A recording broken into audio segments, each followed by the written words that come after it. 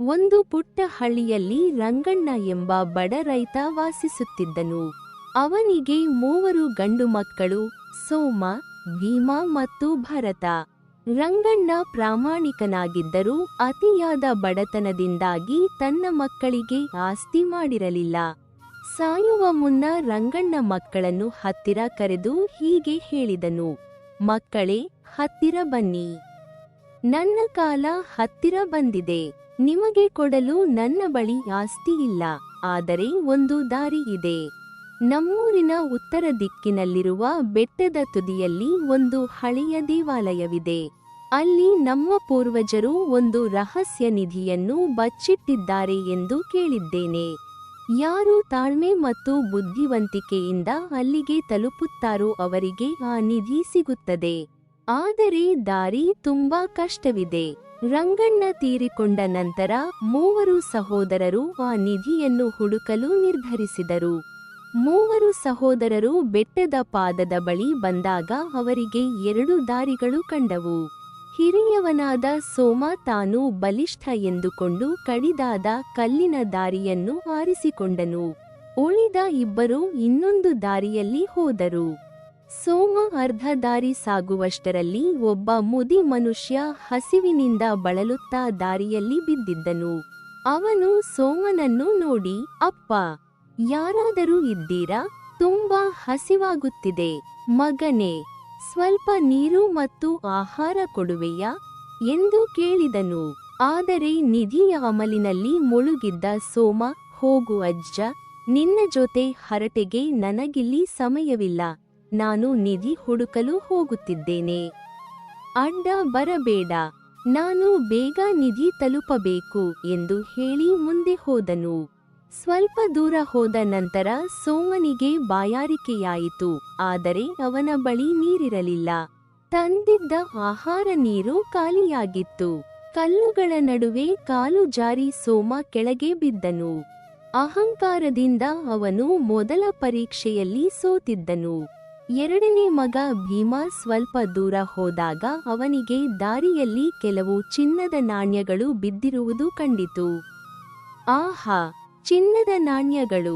ಬೆಟ್ಟದ ತುದಿಗೆ ಯಾರು ಹೋಗುತ್ತಾರೆ?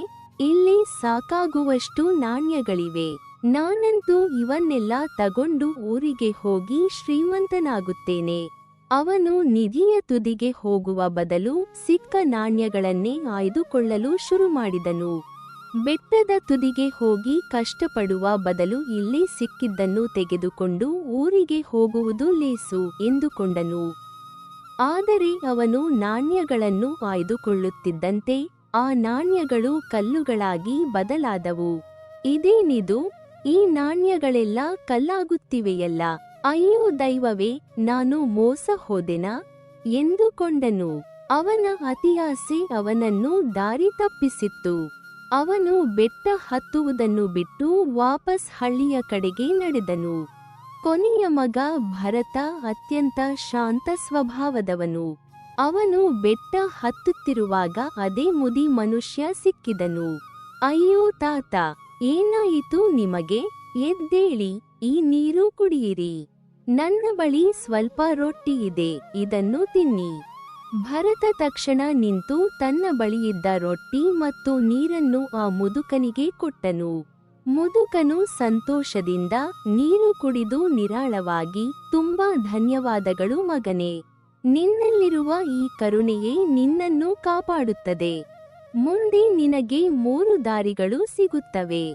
ಯಾವಾಗಲೂ ಕಷ್ಟದ ಹಾದಿಯನ್ನೇ ಆರಿಸು, ಅದು ನಿನಗೆ ಒಳ್ಳೆಯದನ್ನು ಮಾಡುತ್ತದೆ ಎಂದು ಹರಸಿದನು. ಮುಂದೆ ಹೋದಾಗ ಭರತನಿಗೆ ಸುಂದರವಾದ ಹೂವಿನ ತೋಟವೊಂದು ಕಂಡಿತು. ಅಲ್ಲಿ ಸುಖವಾಗಿ ವಿಶ್ರಾಂತಿ ಪಡೆಯಬಹುದಿತ್ತು. ಆದರೆ ಭರತ ಮುದುಕನ ಮಾತಿನಂತೆ ಕಷ್ಟದ ಹಾದಿಯನ್ನೇ ಆರಿಸಿಕೊಂಡನು. ಕೊನೆಗೆ ಅವನು ಬೆಟ್ಟದ ತುದಿಯಲ್ಲಿದ್ದ ದೇವಾಲಯವನ್ನು ತಲುಪಿದನು. ದೇವಾಲಯದ ಒಳಗೆ ಪ್ರವೇಶಿಸಿದ ಭರತನಿಗೆ ಒಂದು ಪೆಟ್ಟಿಗೆ ಕಾಣಿಸಿತು.